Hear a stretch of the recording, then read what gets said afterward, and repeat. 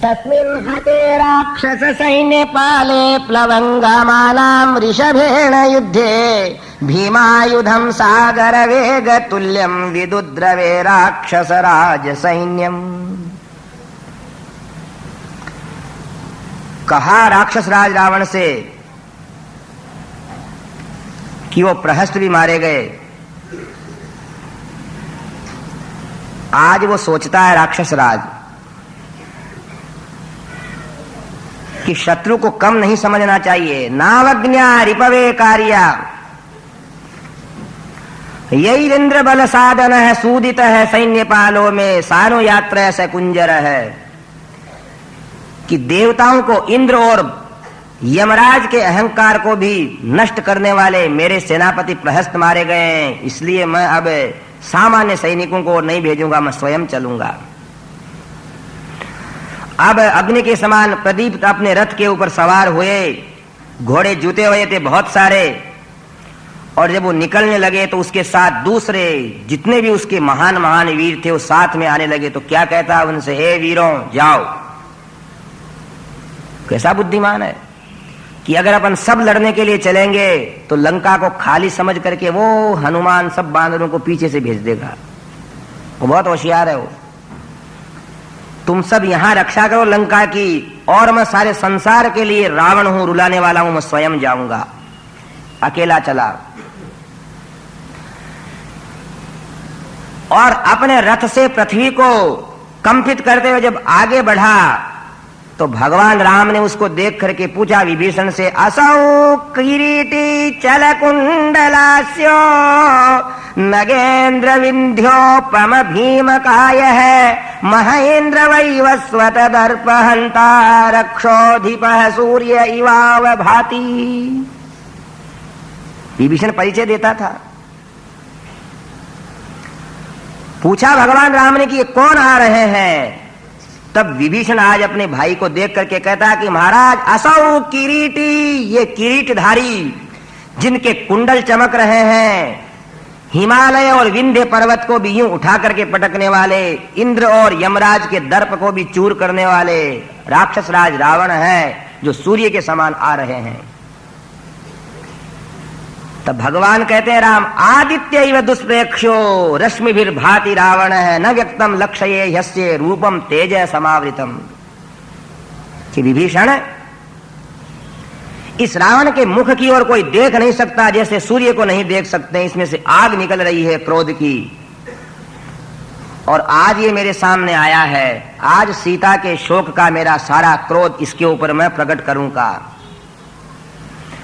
अब उसको रावण को आते देख करके, बहुत दूर है राम तो पूरी वानरी सेना है, तमा पतंतम सहसा समीक्ष्य दीप्तेषु चापम युधिराक्षसेन्द्रम महत्समुत्पाट्य महीधराग्रम दुद्राव रक्षोधिपतिम हरीशः। सुग्रीव आए, बड़ी विशाल शिला लेकर के पृथ्वी को कंपित करते हुए सुग्रीव जब दौड़ करके उसके ऊपर डालते हैं शिला, तो अनेक बाणों से उसको काट करके टुकड़े टुकड़े कर देता है।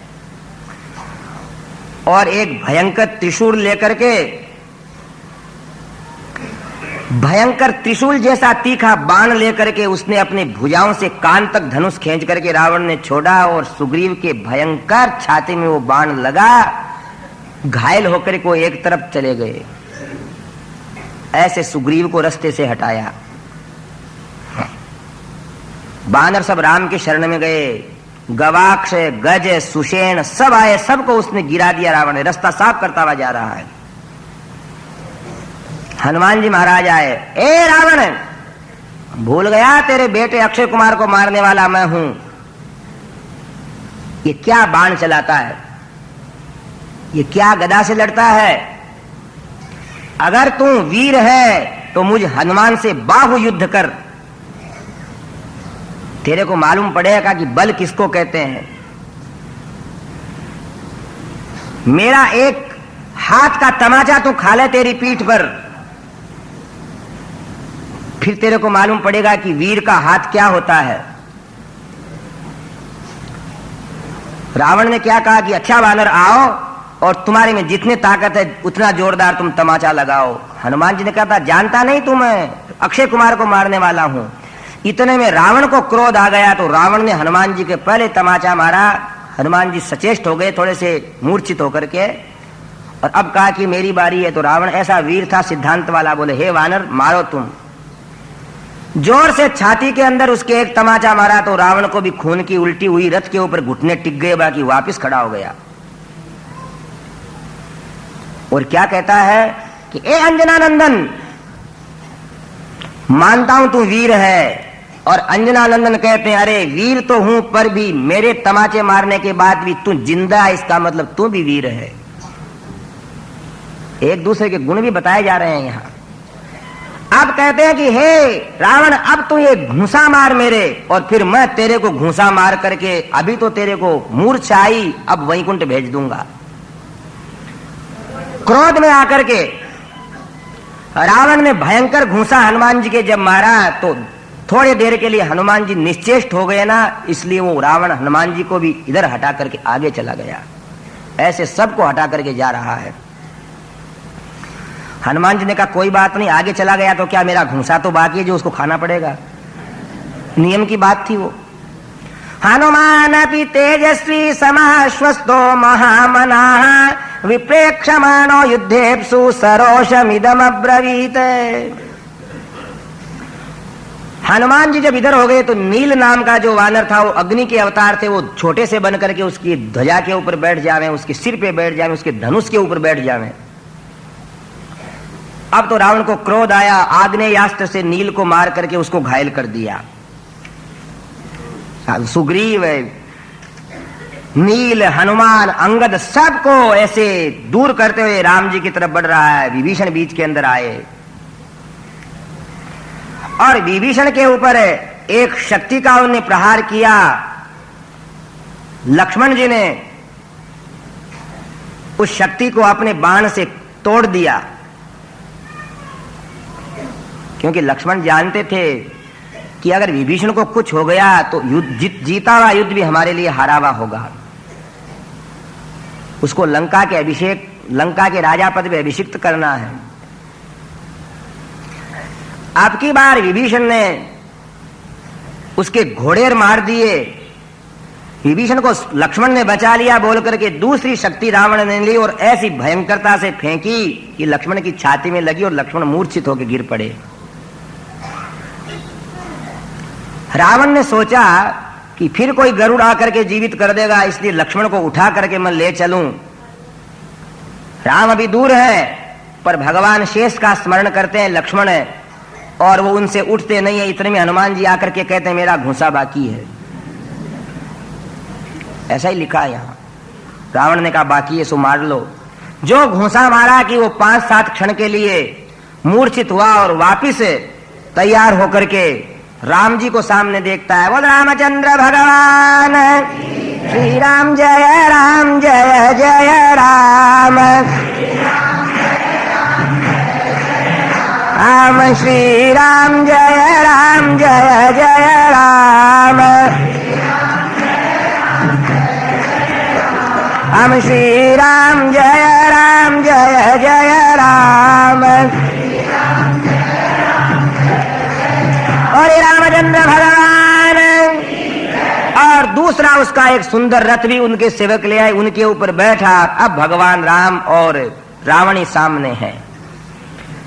वो हनुमान जी के प्रहार से घायल हुआ था, जब तक भगवान राम ने उस लक्ष्मण जी को लगी हुई शक्ति को निकाल दिया। लक्ष्मण एक बार स्वस्थ भी हो गए, पहली बार तो शक्ति के आक्रमण से। अथेन्द्र शत्रुं तरसा जघान बाणेन वज्राशनि सन्निभेन भुजान्तरे व्यूढ़ सुजात रूपे वज्रेण मेरुं भगवान निवेन्द्रः। भगवान दशरथ नंदन राम ने उसके नए रथ के घोड़े, रथ को, सारथी को, सबको मार दिया। और जब भयंकर बाण उसकी छाती के अंदर मारा, अब रावण आज कब से लड़ता आ रहा, राम जी ने तो शुरू किया है, उसको लड़ते हुए कितने दिन हो गए, सब वीरों को हराता हुआ आया। तो राम जी को देख रहा है, धनुष पे फिर उसने बाण चढ़ाया कि भगवान ने धनुष तोड़ दिया, बाण को तोड़ दिया। उसके पास कुछ नहीं रहा। तो रघुनंदन भी क्या कहते हैं आज, प्रयाहि जानामि रणार्दितस्त्वं प्रविश्य रात्रिंचर राजलंकाम आश्वस्य निर्याहि रति च धन्वी तदा बलम प्रेक्ष्यसि मे रथस्थः। इसलिए कहते हैं कि शत्रु भी प्रशंसा करने के लिए बाध्य हो जाए। ए लंकेश, क्रोध तो इतना आ रहा है कि तुम्हें शस्त्र अस्त्र रहित अब देख करके तुम्हें मारने में मुझे बिल्कुल धर्म टोकता नहीं है। पर जाओ, तुम युद्ध में थक गए हो, लंका में जाओ, औषधियां लगा करके अपनी चिकित्सा कराओ, रथ और धनुष बाण लेकर के फिर आना और फिर मुझ दशरथ नंदन का पराक्रम देखना। तस्मिन् प्रभग्ने त्रिदशेन्द्र शत्रौ सुरासुरा भूत गणादिशश्च ससागरा सर्पी महोरगाश्च तथैव भूयम्बुचरा प्ररष्टा। आज देवता लोग तालियां बजाने लगे और रावण आज पैदल कभी रथ में कभी आकाश मार्ग से जाता था, आज छटपटाता हुआ तीव्र चाल से उस लंका के द्वार में अकेला पैदल प्रवेश कर रहा है। मंदोदरी के पास गया, विश्राम करने लगा, वो चिकित्सा करने लगी। बोले महाराज आज क्या बात है? बोले मंदोदरी, मालूम पड़ता है कि राम राम ही है। आज उसको भी समझ में आ गई। पर क्या कहता है, एक बार सनमुख होई लड़स्यो जुग जुग होते बड़ाई रे गढ़ लंका माही आई सवारी राजा। पर देवी, अब तो मैंने समझ लिया कि मेरे को मरने के लिए लड़ाई करना है और राम को जीतने के लिए। पर लड़ाई मेरी विचित्र होगी। हुआ क्या कि हिरण्यकश्यप को भगवान नरसिंह ने तुरंत मार दिया। तो हिरण्यकश्यप ने कहा भगवान मार तो दिया मेरे को, मर भी गया, मैं ये मर रहा हूं, पर अभी मेरे अंग अंग रोम रोम की लड़ाई की इच्छा नहीं मिटी। तो भगवान ने कहा तू रावण बनना ना, मैं राम बनूंगा। जब फिर धीरे धीरे कई दिन तक लड़ेंगे और तेरी सारी भूख मिट जाएगी लड़ाई की। अब रावण सोचता है सेवकों, सब सेवक कहते हैं क्या? बोले वो मेरा भाई कुंभकर्ण जो कुछ दिन पहले अपने आप जगा था, उसको जगाने जाओ। अब तो कुंभकर्ण की गुफा में गए हजारों सेवक है, तो जल्दी से गए तो उसकी नाक से जो जोर से श्वास निकल रही थी उससे पत्ते के समान उड़ के बाहर आ गए। ऐसा कहते हैं कि 1 योजन लंबी 4 कोस लंबी उसकी गुफा थी जिसमें वो अकेला सोता था। बड़ा विचित्र था। यमराज ही था साक्षात है। जब पैदा होते से ही इसने संसार को खाना शुरू किया दोनों हाथों से, तो ब्रह्मा जी से जाकर देवताओं ने कहा कि अब यमराज की जरूरत नहीं है। क्या पैदा हुआ? यह है विश्रवा मुनि के। तब उसको वहां ब्रह्मा जी ने शाप दिया कि तू मुर्दे के समान पड़ा रहे। रावण ने कहा प्रभु आपका ये वंश का है, मुर्दा शरीर बना दिया इसको। बोले ये एक दिन जगेगा 6 महीने या 9 महीने या 12 महीने में, और एक दिन जगते से ही भोजन करके वापिस हो जाएगा। ऐसा ही शरीर था। अब जगाने के लिए गए तो यहाँ कुंभकर्ण के जगाने की बातें बहुत सुंदर लिखी हुई है। उसके नाक सामान्य नाक नहीं थे, ऐसे मालूम पड़ते थे कि कोई तोप है जिसमें से हवा निकल रही है। उड़ गए बेचारे, तो एक एक हाथ पकड़ करके उसके बालों के पीछे आ गए और मूसलों से उसको ठोकने लगे। तो जैसे किसी के पांव दबाने से आदमी ज्यादा अच्छी नींद लेता तो ज्यादा ठोरने लगा, और जो श्वास छोड़ा कि सब बेचारे पत्तों के समान इधर उधर हो गए। उन्होंने कहा क्या करें? अब छेनिया और हथौड़े लेकर के उसको काटने लगे, तो उसको कुछ फर्क नहीं पड़ा। आखिर हजारों हाथी ऐसे दौड़ाने लगे जैसे कोई राजमार्ग पे दौड़ा रहे हैं, ऐसे पांव थे उसके। और जब हाथी घोड़े उसके ऊपर दौड़ने लगे, शंख उसके कान में लगा करके बजाने लगे, बाल सब के सब लोग उसके खींचने लगे, नाकों को दांत से काटने लगे। तब उसने आंख खोली और कहा, रे आज इतना सम्मान से क्यों जगा रहे हो? उठते से ही हजारों घड़े उसके लिए शराब के थे, हजारों मांस के पात्र भरे हुए थे, उसको खिला दिए। अब वो उठा तो आंख धोने के अंदर है उसके घड़े को, जिससे उसको आंख धोना था ने 50 राक्षस उठा रखा था, और उस घड़े को उसने यूं चूंठी से पकड़ा और अपने आंखें धोई। जिस घड़े को वो आंख धोने के लिए काम लेता था, उसको 50 राक्षस पकड़े हुए थे हाथों से, और उसने चोंठी से पकड़ करके यूं आंखें धोई। अब बाहर आकर के चारों तरफ देखा, अरे बोले ये परकोटे पे ये बानर ही बानर कैसे चढ़ गए? किसी ने कहा, महाराज रावण ने आपको इन बानरों को और इनके स्वामी राम को मारने के लिए तो बुलाया। बोले राम आ गए क्या? बोले आ गए। कौन कौन चले गए? बोले प्रहस्त मर गया, इसलिए आपको जगाया है। इंद्रजीत कुछ नहीं कर सका? बोले इंद्रजीत ने कुछ किया किंतु वापस जी गए वो। चलो सीधा चलो कि रावण के पास चलूं? कुंभकर्ण कहता है रावण के पास चलो। रावण के पास जब गए तो कुंभकर्ण को भाई रावण ने एक तो माला पहनाई और बाद में कहा, अरे रावण मेरे को तो उस दिन सभा के अंदर नींद आने लग गई थी, तूने विभीषण को वापस नहीं बुलाया, तुझे मैं क्या कहूं? संसार की जननी ये जगदम्बा जगत जननी, उसका हरण करके तू ले आया। हंत पश्यस्व लंकायां वनान्युपवनानि च सेतुना सुखमागत्य वानरै कार्णवं कृतम्। अब तो रावण को क्रोध आया। बोले ए कुंभकर्ण, तेरे से मैंने उपदेश सुनने के लिए नहीं जगाया है। श्री राम जय जय जय राम, राम श्री राम जय जय राम, राम श्री राम जय जय राम। और ये रामचंद्र भगवान की। क्या समझ रखा अपने आप को कुंभकर्ण तुमने? मैंने इतने परिश्रम से तुम्हें मेरा परम सुरत समझ करके विपत्ति के अंदर मदद के लिए जगाया, और ए कुंभकर्ण आज मेरे दिन बुरे आ गए कि तुम मेरे को उपदेश देने के लिए आया है यहाँ। त्वयि अस्ति मम च स्नेह परा संभावना च मे देवासुरेषु युद्धेषु बहुशो राक्षसर्षभ। तू बहुत बलवान वीर है, और मैंने जो भी गलती की, अगर मैंने गलती भी की है, जो तुमने कहा कि पहले बिना मंत्रणा किए बिना जानकी का हरण करके ले आया, ये मेरी भूल है, तू यही कहना चाहता है ना? बोले हाँ महाराज। कोई ये ना कहे इतिहासकार कि लंका के अंदर सब मूर्ख ही मूर्ख थे, मैं सोता हुआ भी महाराज जगता हूं और तुम जगते हुए भी सोते हो। ठीक कह रहा हूं मैं कि आपने पूरी लंका के साथ महान अन्याय किया है, जो जगदम्बा को हरने के पहले हमसे नहीं पूछा।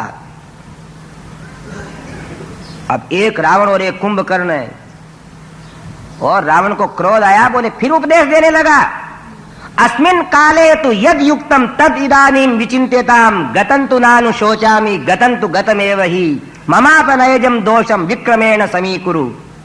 यदि खल्वस्ति में स्नेहो विक्रमम वाजि गच्छसि यदि कार्यम ममई तत्ते हदि कार्यतमम मतम। ए कुंभकर्ण,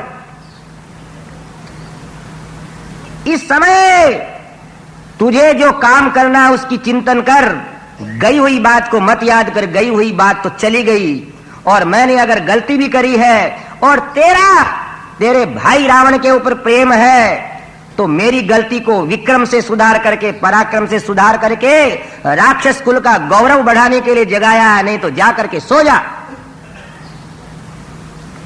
अब रावण की ऐसी भयंकर डांट सुन करके अब वो कहता, महाराज मैंने सब कुछ इसलिए कहा कि मेरी बातें आगे भी लोग कहेंगे, पर चिंता मत करो,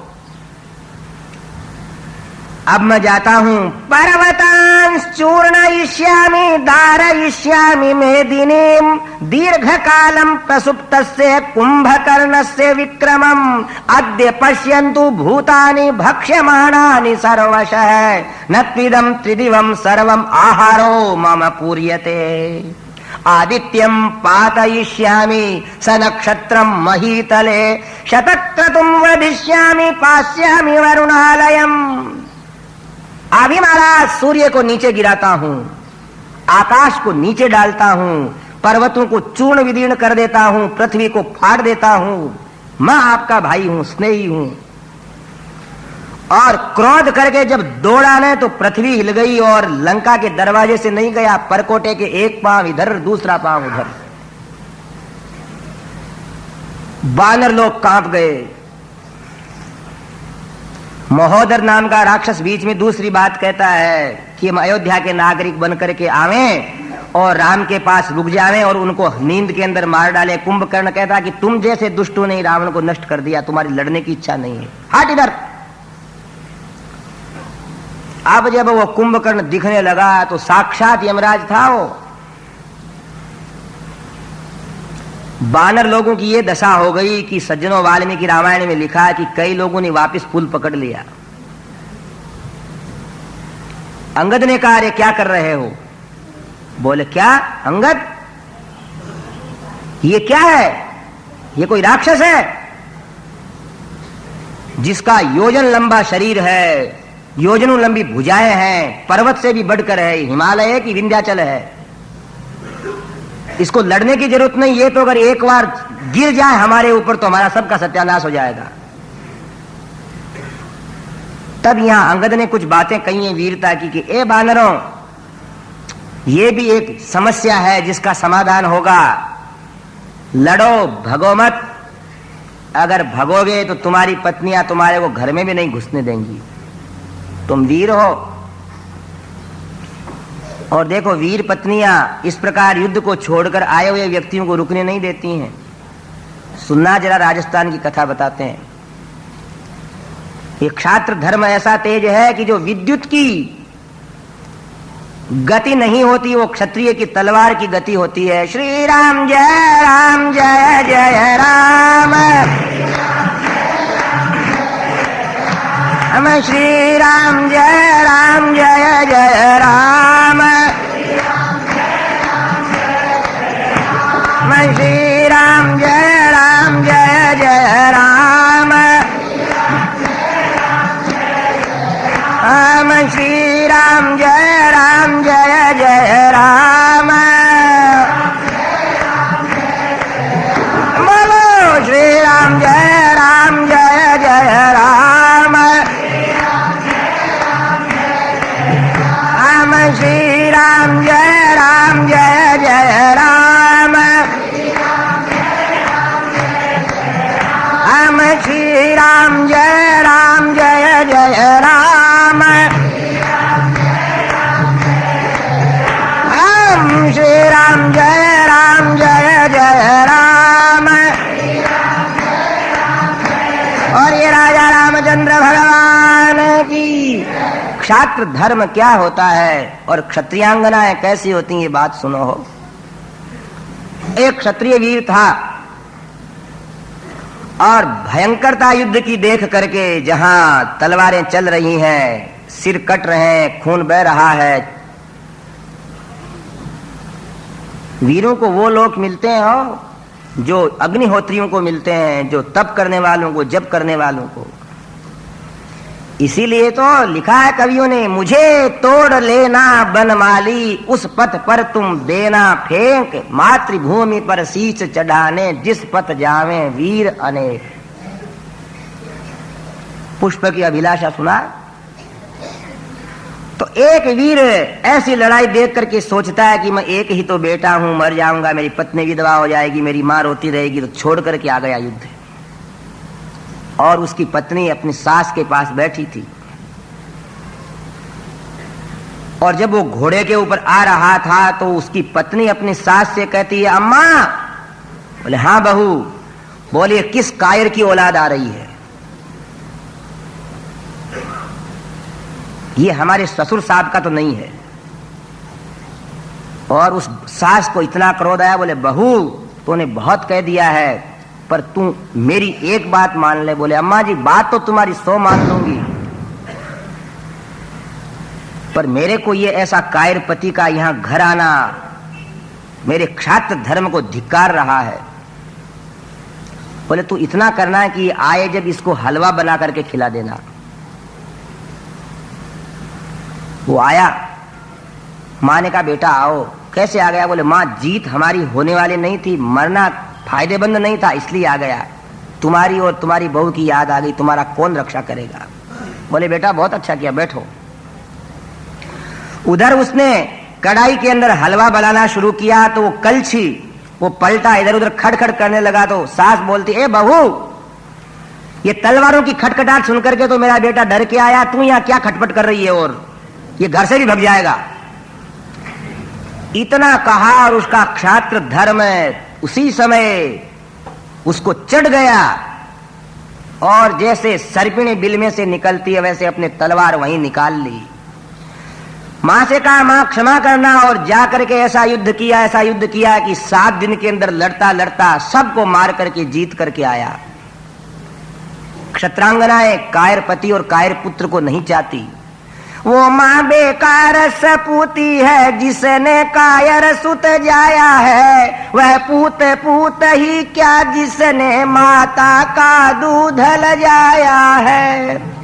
यहाँ के परतापी परताप जिन्होंने मेट दिया संताप, उठाई जब उन्होंने शमशेर किया लाखों मुगलों का ढेर। ये क्षात्र धर्म है और क्षत्रांगनाएं ऐसे बालक को पैदा करती हैं। राजस्थान में कविताएं चलती है कि मां उस बालक का जब नाल काटती है, तेज कटारा नालो काट्यो, नालो काटते बोलियो, बैरारी फौजारा रे बाला, शीश काट घर आइयो तू। ए बेटा, अपने पुत्र को देखती ममता से कि आज तेरा नालक छेदन मैं कर रही हूं और तू तलवार हाथ में लेकर के शत्रुओं के सिर काट करके आना। इलान देनी आपनी हालरिये हुलराय, बेटे से पालने में सिखाती है क्षत्रियांगना। पूत झुलावे पालने मरण बड़ाई माए। हे बेटा अपनी जमीन मत देना शत्रुओं को। इलान देनी आपनी हालरिये हुलराय, गीत में सुना रही है बचपन में। पूत झुलावे पालने मरण बड़ाई माए, मर जाना पर जीते जी एक बूंद भी तुम्हारे शरीर में रक्त रहे तब तक शत्रु आ नहीं सके, ऐसा बनना। जब ऐसे क्षात्र धर्म के कारण लोगों के राष्ट्र और धर्म की रक्षा होती है, नहीं तो नहीं होती। और ऐसी क्षत्रियांगनाएं होती हैं। क्षत्रिय की तलवार निकल जाती है तो किसी का सिर काटे बिना, खून पिए बिना वो वापस नहीं घुसती। और राजस्थान भूमि तो आज भी है ना, इसके लिए प्रसिद्ध है। अमर सिंह नागौर के राजा थे और बादशाह के यहाँ गए, विवाह हुआ ही था उनका, थोड़े लेट पहुंचे तो सलावत खां था शाहजहां का सेनापति। उसने कहा एक गंवार है। आंखों में चिनगारियां निकल गई अमर सिंह के। क्या कहा?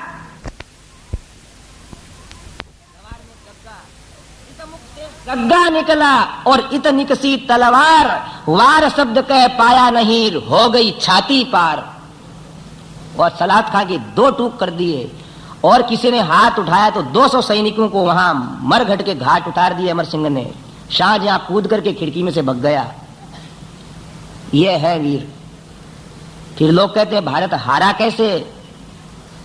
दूसरे दिन उसको बुलाया अमर सिंह को, शाहजहां ने, उस वीर को बुलाओ जो शेर है। इनके नाम के आगे सिंह लगता है। जैसे सिंह जंगल के अंदर किसी दूसरे प्राणियों की परवाह नहीं करता, वैसे क्षत्रिय परवाह नहीं करता है। अगले दिन जब अमर सिंह आ रहे थे, उनका साला अर्जुन सिंह साथ था। अर्जुन सिंह हो पहले भी थे, अर्जुन सिंह थे पहले।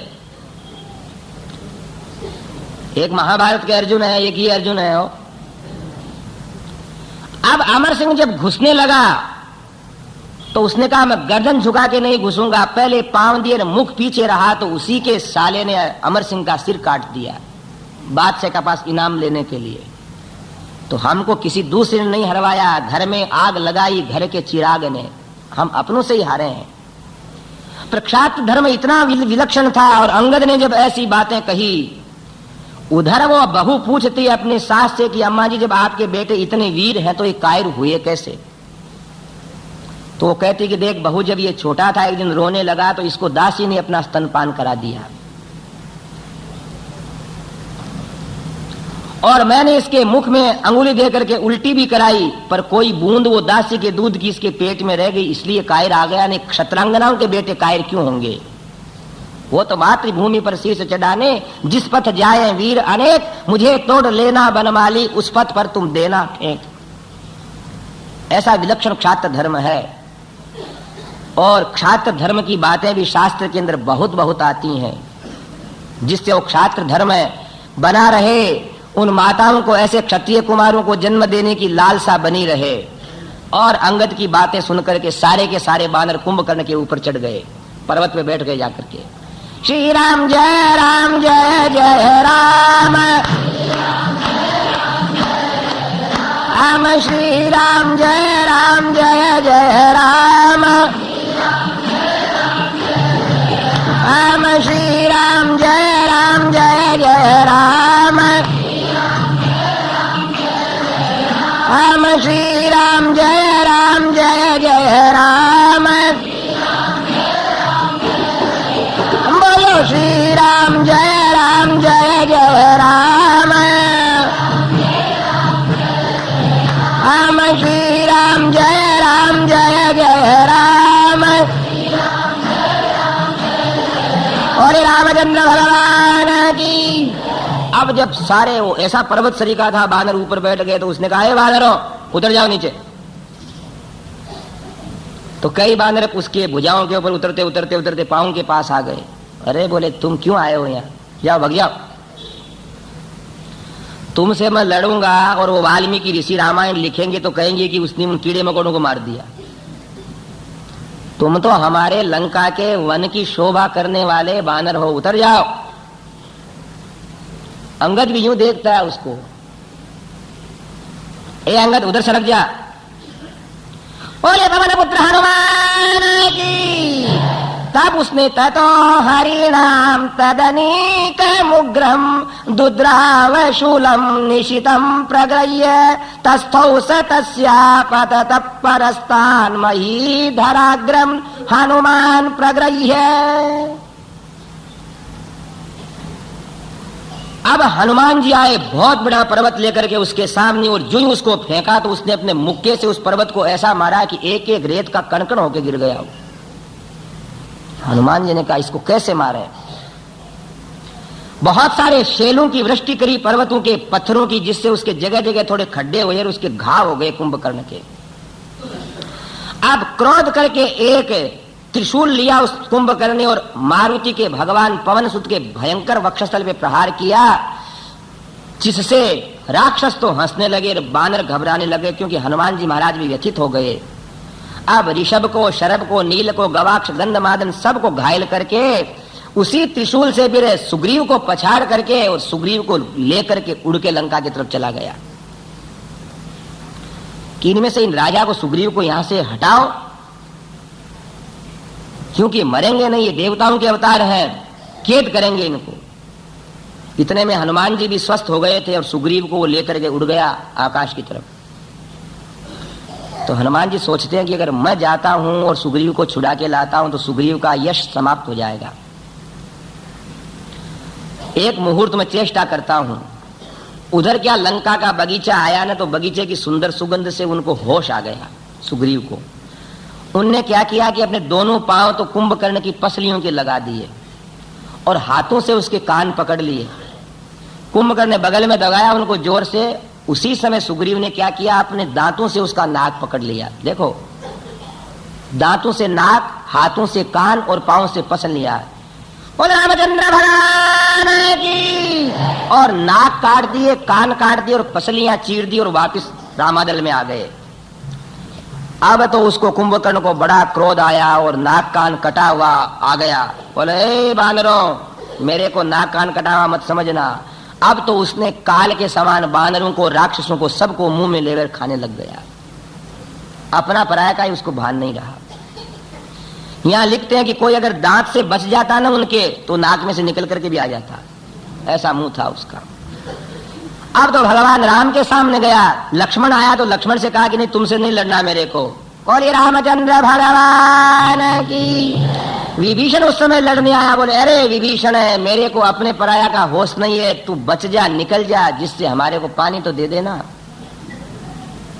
तो एक हमारे में धर्मात्मा पैदा हुआ है। कुछ लोग इनको प्रक्षिप्त श्लोक मानते हैं, पर उसने कुंभकर्ण ने विभीषण को छोड़ दिया।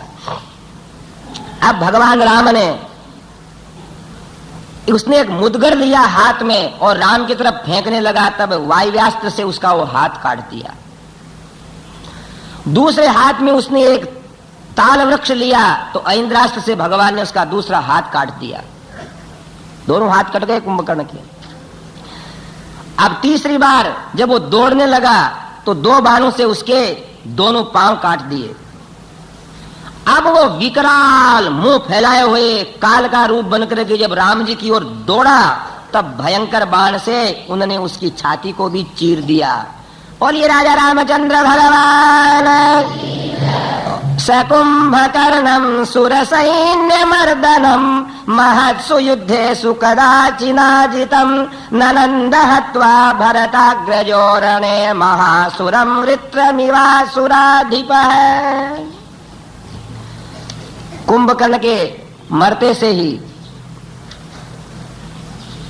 दिशाएं निर्मल हो गई। और यहाँ कहते हैं कि कुंभकर्ण जब उस समुद्र के अंदर गिरा तो समुद्र का पानी भी है ना कई फुट ऊंचा हो गया, इतना बड़ा था वो। रावण बहुत रोता कि अरे मेरे शत्रुओं को उखाड़े बिना ही तुम चले गए। नरांतक आया जिसको अंगद ने मार दिया। अब अतिकाय नाम का कुंभकर्ण जैसा ही एक वीर है, उसको आया देख करके बानरों ने कहा कि वापिस जी गया क्या कुंभकर्ण? विभीषण ने कहा नहीं, अतिकाय है। अतिकाय को लक्ष्मण ने पुकारा कि आओ लड़ने। विभीषण कहते हैं कि देखो रघुनंदन, ये अतिकाय ऐसा राक्षस है लंकापुरी में जो अधार्मिक नहीं है। स्वबलं व्यथितं दृष्ट्वा तुमुलं लोमहर्षणं भ्रातृश्च निहितान् दृष्ट्वा शक्रतुल्य पराक्रमान्। रावण का बेटा है ये। अपने चाचा कुंभकर्ण के वध से इसको बड़ा क्रोध आया और लड़ने के लिए आया। सारे बानरों को छोड़ दिया और लक्ष्मण से कहा कि तुम भी मत आओ मेरे से लड़ने। पर लक्ष्मण ने कहा कि जैसे वामन में जितना पराक्रम था वैसा मेरे में पराक्रम है। और आखिर लड़ते लड़ते लड़ते लड़ते ब्रह्मास्त्र से लक्ष्मण ने इनको भी वीरगति प्रदान कर दी। अतिकाय के मरने के बाद रावण की चिंता हुई, पुरी की रक्षा के लिए सावधानी करने लगे और इंद्रजित से कहा कि तुम जाओ। ततो हतान् राक्षस पुंगवांस्तान् देवान्तकादित्रिशिरोति कायान् रक्षो गणास्तत्र हता वसिष्ठास्ते रावणाय त्वरिता शशंसु। श्रीराम जय जय राम। हम श्रीराम जय जय राम। और रामचंद्र भगवान की। और अब इंद्रजीत फिर अदृश्य होकर के ब्रह्मास्त्र का प्रयोग करके सब बानरों को घायल कर देता। अंगद, हनुमान, नल, नील, विविध महेंद्र। और ब्रह्मास्त्र जब चलाया तो भगवान राम ने लक्ष्मण से कहा कि लक्ष्मण हम मनुष्य हैं और ब्रह्मास्त्र का अगर सम्मान नहीं करेंगे तो हम विनीत नहीं कहलाएंगे। ब्रह्मास्त्र के द्वारा राम, लक्ष्मण और सारी वानरी सेना मृत जैसी हो गई। विभीषण को तो वरदान था कि तुम्हारे पर ब्रह्मास्त्र का प्रभाव नहीं होगा। अब विभीषण सारी सेना को ऐसे मृत जैसी देख करके, ऐसा लिखा है रामायण में, 67 करोड़ बानरों को दिन के चौथे भाग के अंदर इंद्रजित ने घायल और मूर्छित करके गिरा दिया। 67 करोड़ है। सप्तषष्टिर हता कोट्य है वानराणाम तरस्वी नाम। देख रहे हैं देवादिक भी कि इस रावण से कैसे राम जीतेंगे। एक विभीषण अपनी सेना के अंदर आंसू बहाता हुआ गया। जाम्बवान जी बूढ़े थे, उनसे पूछा, कहो जाम्बवान जी। बोले, महाराज विभीषण, मैं आपको शब्द से पहचान रहा हूं कि आप विभीषण हैं। कहिए। नैरितेन्द्र महावीर्य स्वरेण त्वामि विलक्षये विद्धगात्र शीतैर्बाणेर्न त्वाम पश्यामि चक्षुषा। ठीक है महाराज, आप आंखों से नहीं देख रहे, मुझ विभीषण को आज्ञा क्या है? तो क्या कहते हैं जाम्बवान? अंजना सुप्रजायेन मातरिश्वाच सुव्रत हनुमान वानर श्रेष्ठ है प्राणान् धारयते क्वचित। कि विभीषण है जिसको जन्म देने से भगवती अंजना विख्यात हो गई और पवन भी अत्यंत प्रशंसनीय माने लगे, ऐसे वानर शिरोमणि हनुमान जीवित है कि नहीं? तब कहने लगे जाम्बवान से विभीषण है कि अरे ऋक्षराज, राजा सुग्रीव की बात नहीं पूछी, अंगद की नहीं पूछी,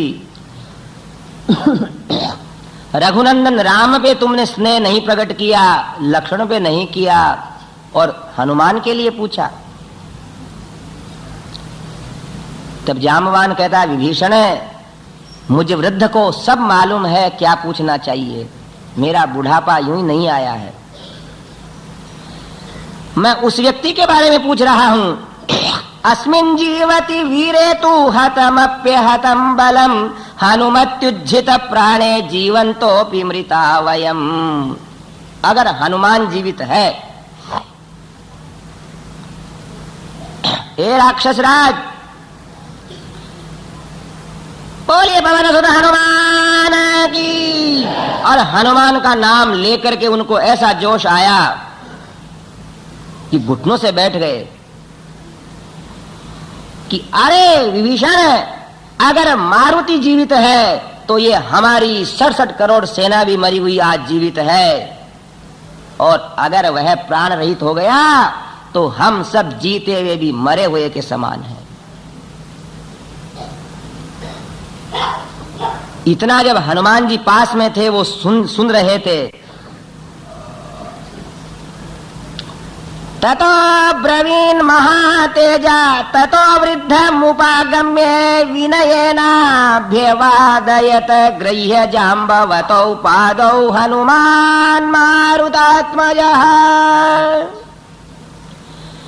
पवन नंदन उठे और जाम्बवान के पांव छू करके कहते हैं कि हे ऋक्षराज, ये अंजना नंदन जीवित है, बोलो क्या कहते हो? गले लगाया कि वीर, इसीलिए मैं यहां युद्ध में आया हूं। जाओ तुम हिमालय के ऊपर जाओ, वहां 4 तरह की औषधि हैं। मृत संजीवनी, जो मरे हुए को जीवित कर देती है। विशल्यकरणी, जो घावों को ठीक कर देती है। सुवर्णकर्णी, जो मनुष्य के कांति को अच्छी कर देती है। और चौथी है संधानी, जो टूटे हुए अंगों को जोड़ देती है। सब औषधियां लाओ। रामायण में ये कथा इस तरह हनुमान जी सबके लिए गए हैं, क्योंकि कोई हनुमान जी से ये नहीं कह रहे कि तुमने केवल लक्ष्मण को बचाया, हमारे को नहीं बचाया। हनुमान जी किसी को रखना नहीं चाहते उदार काम, सबको बचाया मैंने। 4 औषधि, मृत संजीवनी, विशल्यकरणी, सुवर्णकर्णी और संधानी। हनुमान जी ने उसी समय सारे राम लक्ष्मण और सारे वानरी सेना बेहोश पड़ी है, मूर्छित है, पर्वत का रूप लेकर के, पर्वत सदृश बन करके गए। पल पवन सुत हनुमान। अब क्या हुआ कि जब पहुंचे वहां हिमालय के उस स्थान पर, तो सारी औषधियों ने सोचा कि हमें कोई जानने वाला आ रहा है, इसलिए सब ने रूप छिपा करके जलने लग गई। कई लोग कहते हैं वो औषधि चाय थी जो आजकल पीते हैं लोग हैं, कई ऐसा भी कहते हैं, तो चाय वाय नहीं थी हो, क्योंकि उतने गुण नहीं है चाय में। अब हनुमान जी ने सोचा कि औषधियां छिप रही हैं, तो पूरे पर्वत को ही उखाड़ लिया। सतम समुत्पाट्य खमुत्पात वित्रास्य लोकान् ससुरा सुरेन्द्रान् संस्तूयमान खचरैरनेकैर्जगाम वेगात् गरुडोग्र वेगः।